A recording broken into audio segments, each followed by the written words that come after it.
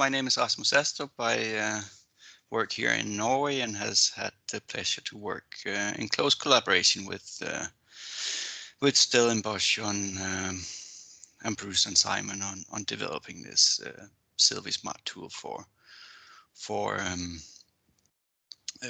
handling forest machine data.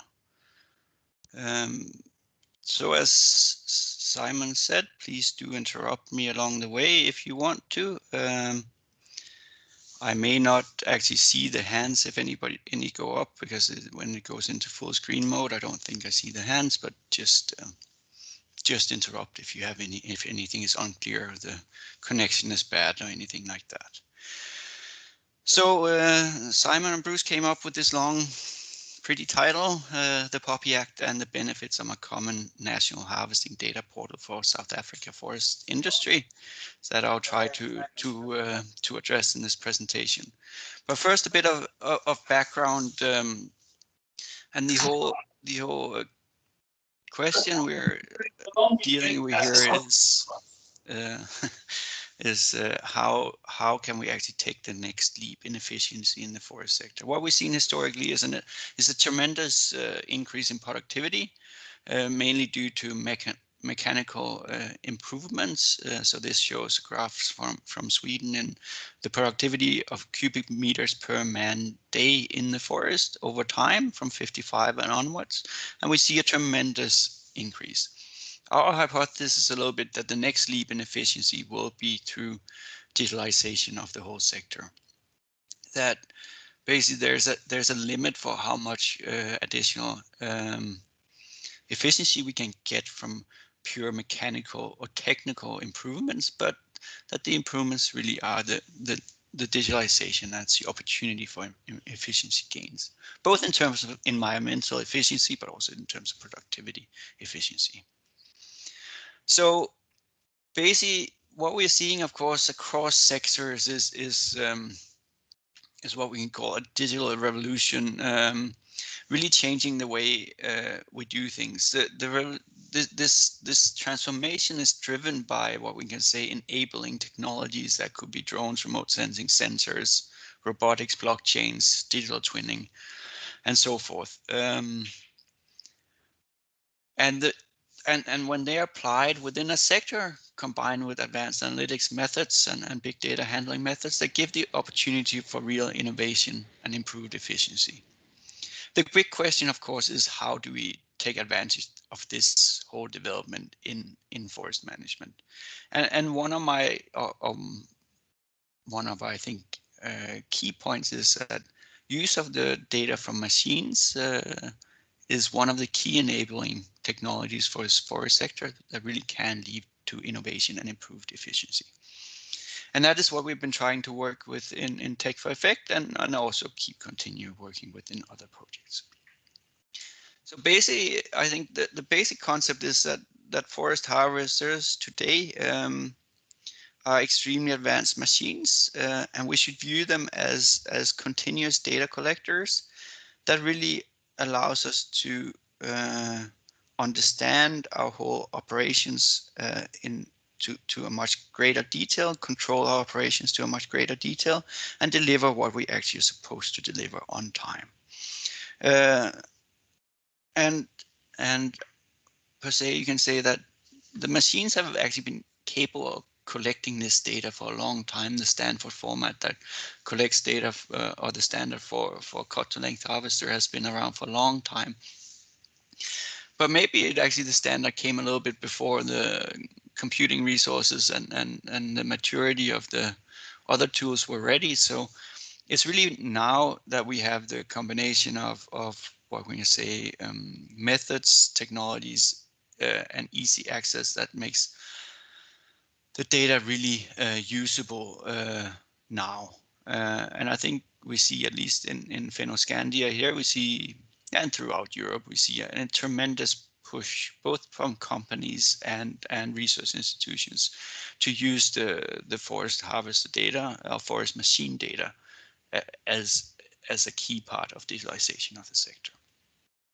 And what we of course also see is that there's a tremendous amount of work on not just using the the information that we get standard from the machines, but also equipping these machines with additional sensors, making them even smarter and able to collect more detailed information about the topics we want. The Komatsu here with red on the one side is equipped with additional GPS equipment, so that you actually get the position of each harvested tree with within an absolute accuracy of less than 1 meter, which allows for the use of the data in updating of management plans and connecting to airborne inventory, remote sensing, and so forth. The other animation that you hopefully see is LiDAR scanners on a machine that tracks the soil damage during operations. But those are just examples of the things that are ongoing for making the machine smarter. But really, already the machines today collect an enormous amount of information that should be used. But really, the important aspect to remember is that the machines collect data. Data in itself is not that valuable. Data has to be transformed into what can we call information, which makes it's presented in an understandable way. Then you can apply analysis or interpretation to that, and finally to get intelligence, and finally you can make that into decisions or insight, and that's where you get real value for your data collection. So one thing is collecting the data, but we really have to have this whole process on top of the data to come to the point where we make better decision and thereby actually influence our efficiency or productivity. And that's what we've been trying to do in TECH4EFFECT, converting the data into actionable insights. So the concept in SilviSmart that we developed is that the forest machines are the continuous data collectors, and that we can convert this data into valuable information and decision support. The key point being that the data is currently underutilized, and the second point being that when we look at the forest value chain, data sharing is a key aspect, and we have to have information going across brands and across actors within that value chain. And that's a key part of not just the forest value chain, but that's a key aspect of digitalization itself. Is this with the, what can we say, the smooth and seamless flow of data and information between different actors. And that is where you can get the actual real gains often. So basically, what is SilviSmart? SilviSmart is intended to be, what can you say, a portal for collecting your data from your machines, automatically transferring the data from the machine to a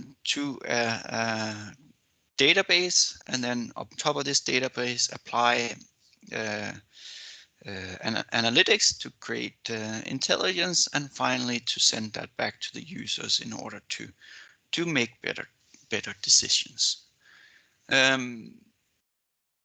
But of course, when you look at the data that the machines are actually capturing, we come to the aspect of GDPR, or I believe, and I don't know the POPI Act. I know GDPR, which we use in Europe for protection of personal data. The machines, they capture a lot of data on the forest structure, the individual trees, the position of the trees. They capture data on environmental parameters. They capture performance data. That means how much time do an operator use to cut a single tree, or how much diesel was used in a cut block, or so forth. And then they capture personal data. They capture things such as name and location of a given operator at a given time. And in the machines, this data is often not separated. It's handled in what we say the data structure contains all this information at the same time. So just having a concept of just sending raw data files between actors is challenging due to data protection, because you're not supposed to send, for example, personal data from an operator about an operator to a forest company necessarily. At the same time, it's often so that the contractors, if you use contractors and not have internal machines, the contractors are often not willing to share their performance data with the forest companies, because this is of course competitively sensitive information about pricing and so forth. So that gives rise to two aspects. First, we need agreements and careful handling of data. That for getting this whole system to work, we need those things. The other thing is that we have to start to look at not just the raw data formats, but separating or parsing out the data, so you have different access to different types of data. So you have different access to the information on forest, to the performance data, and the personal data, basically. And that's a basic concept that we have worked with in SilviSmart. So in our way, we think we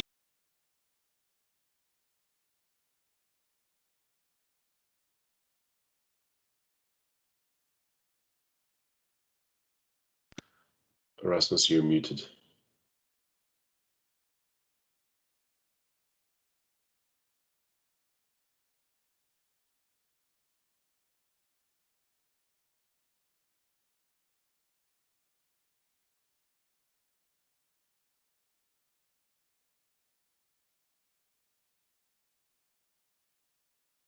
I can't unmute from my side for some reason. Oh, there you go. Am I here now? Yeah, you hear me again? Yes, 100%. Good. Sorry about that. I'll have to turn this on again. Yeah, you hear me still? Yeah. Good. So I don't quite know how far I got when I was muted. But basically, the concept is that we separate data based on the type of information. So forest information, the basic concept being that the machine operator and the machine owner, they collect all this information. So clearly they have to have access. Just share your screen again, please. The Sorry? screen, the presentation isn't showing. Oh, sorry.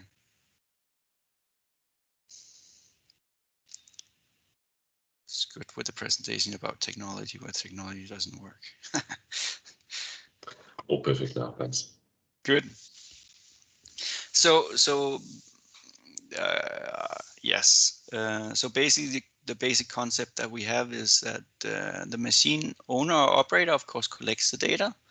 So they need to, of course, see all this data. So they see data on the forest, they see environmental data, they see performance data, and they see personal data. However, other actors do not need to see performance data or personal data. So the forest company and the forest owner, they need to see the information about the forest, but not about what operator harvested which tree or what time exactly was it harvested.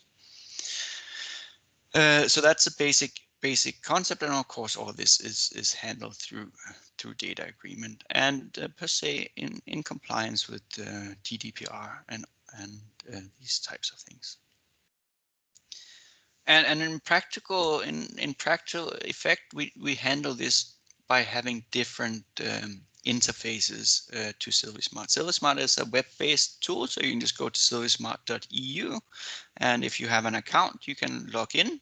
Of course, you will not see anything if you don't have any data sent into the portal, but if you have data, you will see the data that you have access to. And there we have different interfaces. We have my fleet. Sorry, it's in Norwegian, this one. My fleet, which is basically an interface for the contractor that gives an overview of the whole fleet of machines that they own. We have my operation here, which basically for one cut block gives the summary of all the machines that have been working in that particular cut block. Then we have my stand, which basically only contains the information about the forest, no performance data, no personal data, and that the forest owner or forest manager can get access to after the access right has been assigned to that company by the contractor through my access and data.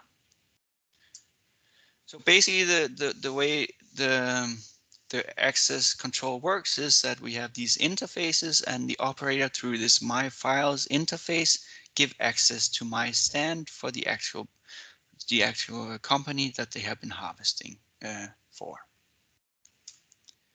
And for those who are very interested in technical details, I have a quick sketch of what actually happens in the whole system of servers and data. So we basically have the two types of Stanford data that exist: Stanford Classic, which is the old format, and 2010, which is a new format. That data is sent to a database where where the raw data is stored. Then it's passed into a database structure, one database for 2010, one for Classic. Then the Classic database is converted into the 2010 data structure. That means that you can use both machines that have Classic and 2010 in the same framework. But of course, the machines running Classic do not have all the information that is captured by the 2010 standard. Once we have a common database, we have an app server, which for speed is a separate server, which then has a series of views. And these views basically control the access. So in my fleet has different access to database fields than my stand. So that's the basic way that the access control and setup in the back end of the system works. What should also be said is that, of course, this system allows for different machine brands to be viewed in the same system. So you don't have to have one system for Ponce and one for Komatsu and one for John Deere. You can basically view all the machines in the same system. Just to give you an idea about what type of information there is, we can not manage to go through all the information or all the tabs that we have in the system, but just to give you an idea. And here is it, a screenshot from my fleet, which is the interface for the machine over to get an overview of the whole machine fleet. Here we just basically see what machines have been sending data, what types of data have been sent in, when they last reported, and their identification or machine key. Then we can, for example, go to looking at the productivity of the machines. And here, for example, we see the number of trees that are harvested per day over time. We can also see volume per day or assortments per day and so forth for all the machines, across all the machines. So we can select a single machine or a single cut block. Same with forwarder productions. Here we see the forwarding number of forwarded loads per day over time by operator. We could again select one machine or one object and see the production per day, both in terms of loads or volumes or biomass per se. But then the other access point for the contractor is my operation. It's slightly different because while my fleet focuses on having an overview of the whole fleet, my operation focuses on a single cut block. So here you basically select your object name, or which is your block, and you get, for example, information about the assortment breakdown. You could also get idea about time consumption from the harvesting on different parts of the operation, calibration, forwarder production, and you can also see the information on maps per se. But when then the contractor, if the contractor wants to share the information with the forest owner or a forest manager, they basically go into My Files, they click on a given object, and they select the email address of the forest owner or manager they want to give access to, and they give access here. So just in this slide here, You can see that this site has been given access to my email address, and then you can also revoke that access later if so be it. Once this is done, that means that the forest owner or the forest manager can see the forest information in the My Stand application. So My Stand basically contains a lot of the same information as the other interfaces for the operator or for the machine owner, but only contains information about the forest. So here is just a summary of the assortment breakdown for a given cut block, but you could also have production per species and assortment or details on the object and coordinates and so forth. You can also go in and you can look at the calibration that has been done in this cut block here. So this is basically a graph of the length controls that the operator had performed during the operation. You could also, if you scroll down, you could also see diameter controls. And that basically, the green and the red line on the graph here basically tells you the ranges that you should be within. You should really be within the range of the green lines, and you should not be outside the red lines. Here this looks fairly okay, and we also see that the length controls are done fairly regularly, but this is a quite good contractor that's been driving here that manages their operations well.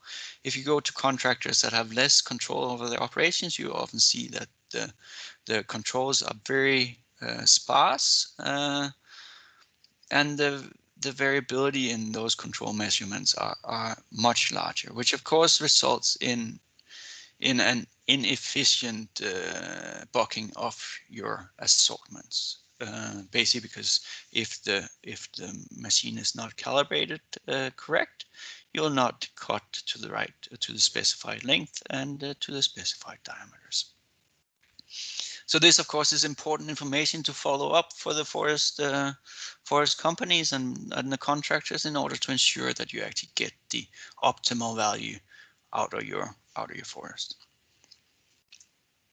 You can also view the data on a map. Here just one object, and you see a summary of the object that it was an average. There was a total of 258 trees, an average diameter of 225 millimeters, and the average volume of the tree and the distribution between species. If you click again, then you can also see the individual trees on the map. So each dot here is an individual tree. You can click on a single tree. You can see the diameter, the height, the volume, and of course in the background here you can select different VMS layers to display the information on top. Here just displayed the official Norwegian map basis plus a depth to water map that is used for planning forest operations in Norway. But that depends on what VMS layers are available in different countries, what you can actually see. But in effect, what we know is that often forests are almost always that forest companies or managers have their own system for following up production, inventory, and so forth. So they're not necessarily interested in using the information that is generated by the machines in a separate system. They're interested in seeing this information in their own system, so they don't have to use multiple systems at the same time. That's why we, for this My Stand interface, have developed an API. And an API basically means an automatic access protocol that allows another system to automatically retrieve the data from SilviSmart and display it into whatever management system that is used by the individual organization.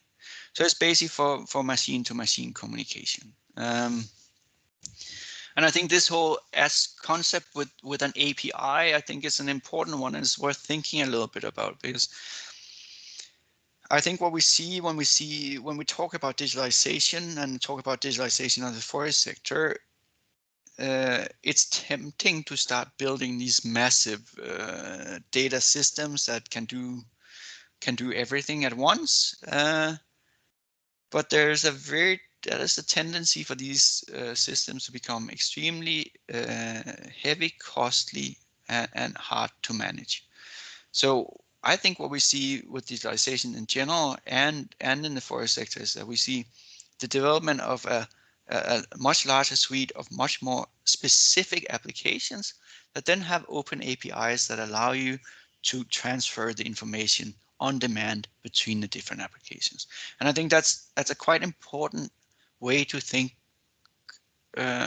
if we want the digitalization of the sector to really succeed and progress as fast as possible and as cost efficient as possible. So basically what does the API do is basically, again, what we see, the machine captures the data. In my files, the machine owner can either give access manually to each object so that they're seen in the API or in my stand, or they can set up an automatic access so they always give access to a given forest company if it's identified in the machine files. So once the data is given access, you can see it in my stand through the SilviSmart interface. Oh, sorry. But you can also see it in the API, which means that the forest company's IT system can get the information directly.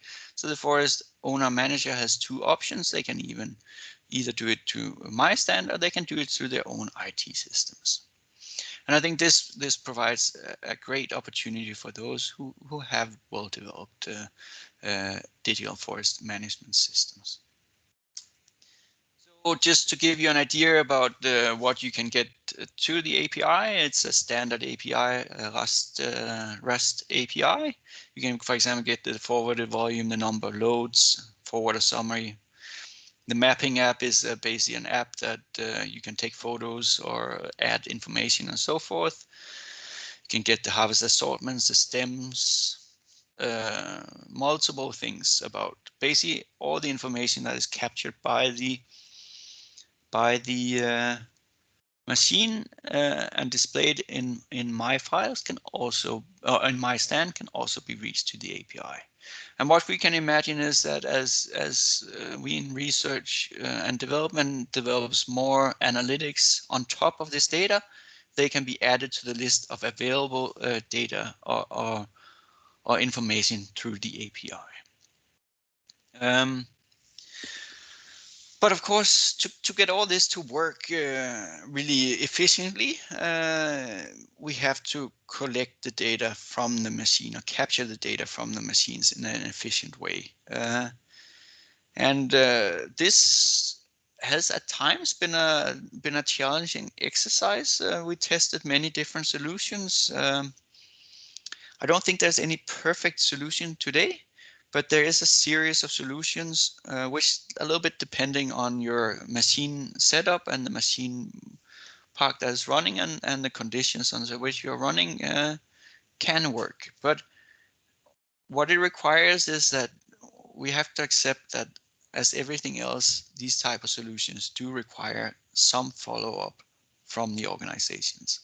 There are none of these solutions that if you just plug them into the machine or install it on the machine and then leave it and the operator doesn't update the software or unplugs the hardware or something like this. If there's no follow-up of these kind of things, then the systems will not work for automatic capture of the data. What we do see is a very big difference between different companies in how successful this automatic data capture and transfer is. You can see on the positive side, the companies that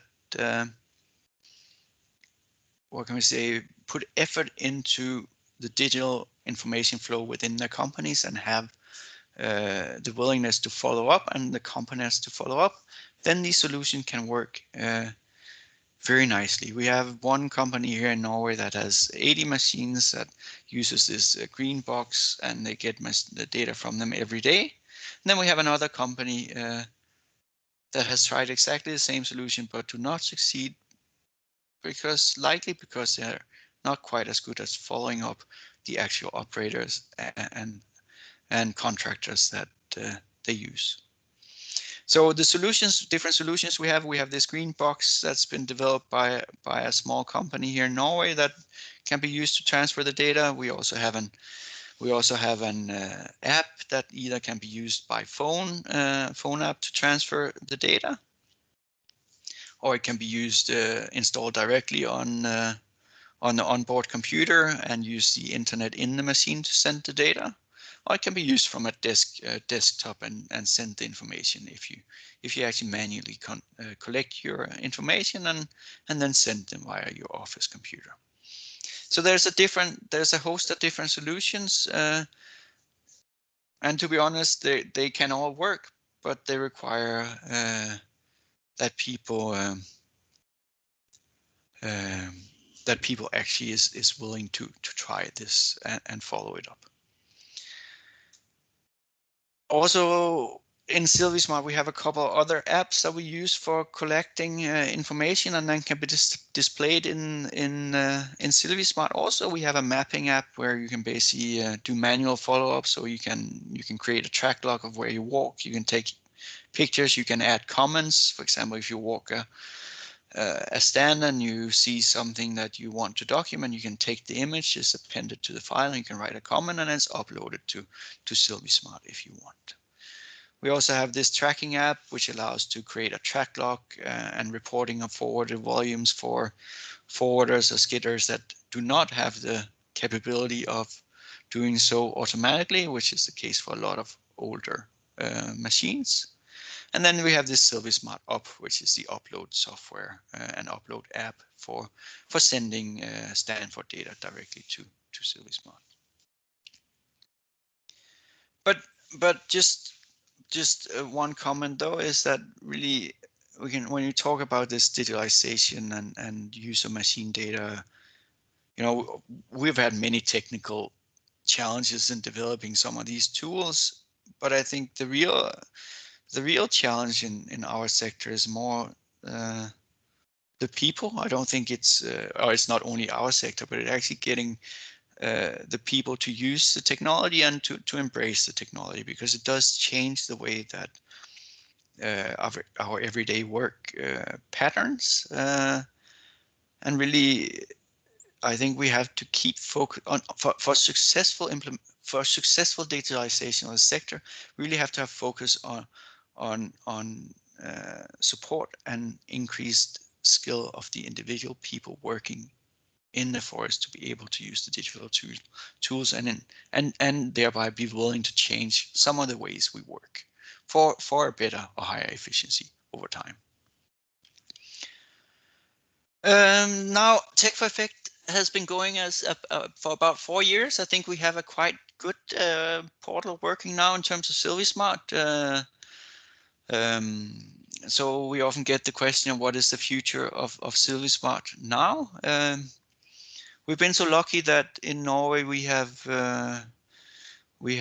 started a center for research-based innovation called Smart Forest, which is basically a center for digitalization of the forest sector. It's basically the largest ever, by far largest ever, research and development grant given to the forest sector. It's an 8-year center and has a budget over, I don't know, about approximately 25 million euro. And we are going to continue developing SilviSmart within the center as a part of the basic infrastructure that we believe is necessary for succeeding in the digitalization of the sector. As Stellenbosch has been crucial in the development of SilviSmart, we will of course continue in collaboration with Stellenbosch to support the use of SilviSmart also in South Africa, if so desired, and I'm sure that both Simon and Bruce can help you with getting started with SilviSmart in the future if you like. And we are certainly happy to support those efforts in general.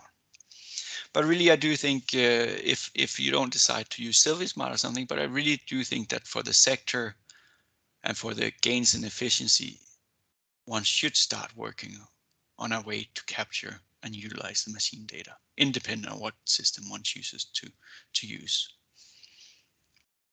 So with that, I'd just like to say thank for our collaborators that have been working on this, and clearly also the Horizon 2020 and the BBI that has been funding all this work. So I think that was my presentation, Simon. I hope you heard most of it. Excellent. Thank you very much, Rasmus. Just a quick check if Bruce is back online. But he was going to run the question and answer process. But yeah, thank you. A couple of minor technical issues, but I think it was fantastic. The fantastic presentation. Great work. Okay, Bruce, are you there? Can you? I am, Simon. Thanks, Rasmus. I'm not too sure how good the connection is, if it was mine or Rasmus's that was breaking up a bit there, but I am now in a more civilized location, as you can see, a teenage bedroom, which should have good Wi-Fi connection. Yeah, so thanks, Rasmus. I actually missed the central part of your presentation, but I just want to start out by apologizing for not on the POPI Act. So I made a bit of a presentation about that to start out with, and I think that my main message was that we weren't going to be covering that in detail, but we're just going to draw some parallels with the experience that they've had in the Nordic countries, and because all that suddenly became a problem after the Act was introduced, the GDPR, a lot of issues that people had never even thought about could be problematic were suddenly being discussed in a court of law, basically. So it was just to share a little bit of that development that's happened there, and I think that I'm pretty sure that we're not looking at similar problems, but of course just the general awareness around the data ownership and the sharing, and especially the structures for sharing the data. So to get that into a formalized way, and that's easy to monitor. And so yeah, before we get to the questions, I think this presentation really just built on what we heard from Danny Boy a month ago on the quality of the data and how that is being used. So I think it just kind of ties up the overall machine data approach. I tried to do a quick calculation before the presentation, and I think at about 60 or 65% mechanization, we potentially measuring about at least 20 plus million trees a year on the machines here, and our contractors have a lot of money invested in the technology for measuring those trees, and we really need to be utilizing that for something more beneficial than just filling USB drives around the country.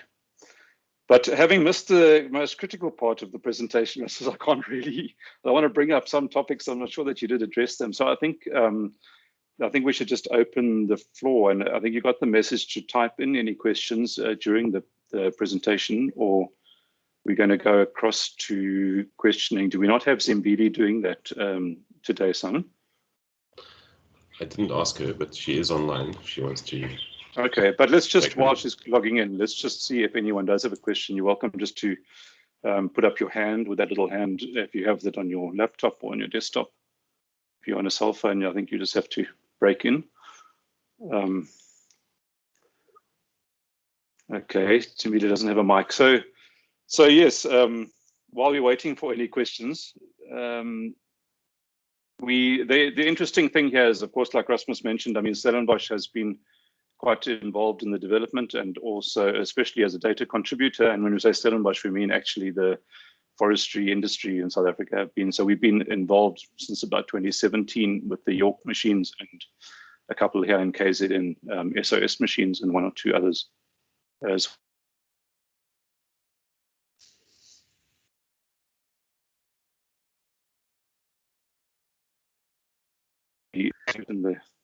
I'm just going to turn this off.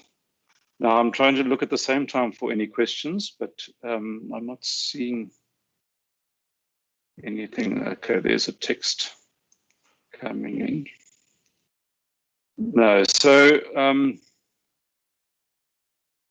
yes, Rasmus, maybe if you have anything else to add on the legal procedures that you ran into. I'm not sure if you presented those, but you know, when it suddenly became. Yeah, I can say a bit about that. I guess what happened with when the GDPR came into play, people were very concerned about what it actually meant and what requirements it caused the individual companies and contractors and so forth. I actually think we were in SilviSmart, we were already quite within the ranges of what is required, because we think about the data in the not just as files with different types of data, but the type of data that we're actually sharing and giving us access to. And I think that's the key aspect. So I think for SilviSmart and our whole development, the GDPR was not a big challenge. The challenge was that the GDPR was also used, what can we say, in a power struggle between contractors and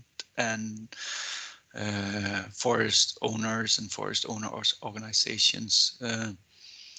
Really, because it's a question of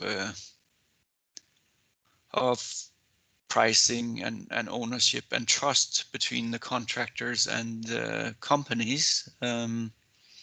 And especially if you in Scandinavia, we have, what can we say, a tradition of relatively large trust in society, with lots of registered data about a lot of different things and a lot of openness. If you go to other parts of Europe, you have much less trust between the contractors and the forest owners. So there, the willingness to share data is not is very limited, and it becomes very contentious in some way to share data. I think it's actually an interesting point that I think sharing data for the contractor, sharing data through SilviSmart is actually a safe way of doing it, because you do not share your personal data and you do not share your performance data. While if you just send the files, a lot of contractors do not realize this, but they actually do send performance data and they do send personal data, even though they don't intend to. So I think it's cultural, and it has to be dealt with in the contracts between the forest companies and the contractors. That took a while for us to realize, and for the companies that we've been collaborating with to implement. But it's not big changes once you implement them, but it should say in the agreement that the contractor and the forest company do prior to harvest, simply that the data should be provided. And then there's not so much discussion on how it should be provided. Yeah. So Rasmus, there's a question from Ben Spong, who's associated with Stellenbosch, but it's actually from Virginia. He's asking about whether you could provide any info about direct participation, basically in terms of number of contractors, machines, production, and what kind of feedback you're getting from the people that are participating. Yeah, I would say it's extremely variable. Some people have not found it useful at all, because they maybe because they haven't had the machine, the organization to actually use the information, while other contractors or organizations find the information very useful. And I think depends a little bit on the organizational structure and the capacity to implement change in some way.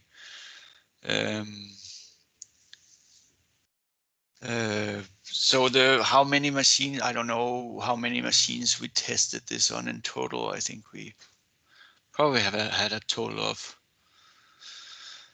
200 machines sending information in various degrees. Some have done it for a long time. Some machines send data every day, and it comes at the exact same time every day, and the data is of very high quality. They're, all the fields are set correct, and the machines are used correct, and all the settings are correct. Other machines,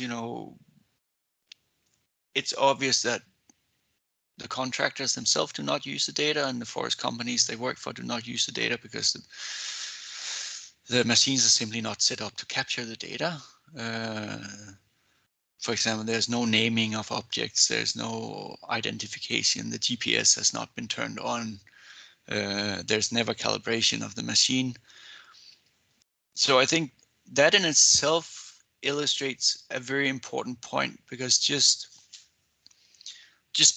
by organizing the collection and viewing of the data, you can actually highly increase, I would argue, you can highly increase the performance of a lot of companies, because you, for example, when the data becomes visible, people get forced to, for example, calibrate their machines. They get forced to improve the quality of the recordings, the settings in their machine. But if you don't have a system that captures the data and visualizes it, then there's really no incentive to ever take the step towards making the data capture of a quality that's useful in the organizations. Yeah, that was a long answer. I don't know if it answered the question. I think so, and more. Good. So, yes, so if we're just waiting for some people have to obviously move on, it's 2 o'clock. There's Ben saying, thank you for that perfect answer. Yeah, so, the issue when we're having these discussions, of course, around one of these portals, the main issues, of course, how to how to capture the data, or how to transmit it to the system.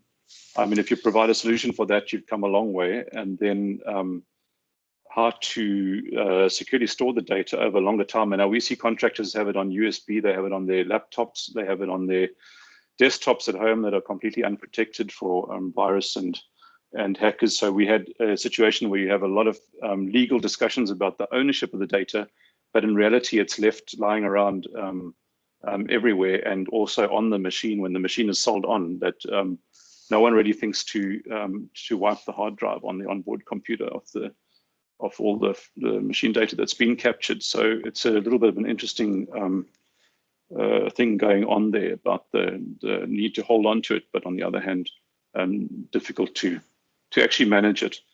And then the other thing is, of course, like Rasmus would have mentioned, is that we go across all machine brands.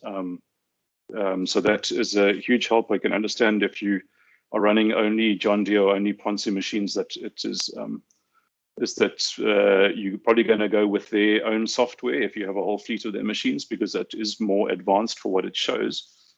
But when you are running different machine types, some with onboard computers, some not, and also just different brands, it's quite handy to be able to see them in the same portal and make direct comparisons. And of course, also the benchmarking side of it across contractors. But I would also like to add in that aspect that I do think that the value for the forest companies or the forest owners of this data is hugely undervalued. It's really the basis for updating inventories, for calibrating remote sensing, for making precision forestry feasible and possible. This information is a key enabler. And if you look at the existing fleet management system provided by the machine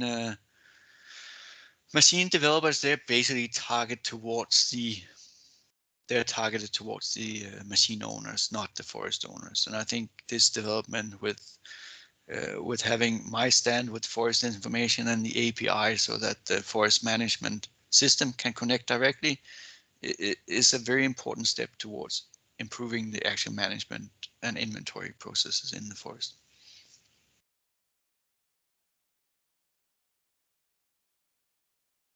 Good. Thanks, Rasmus. We're not getting in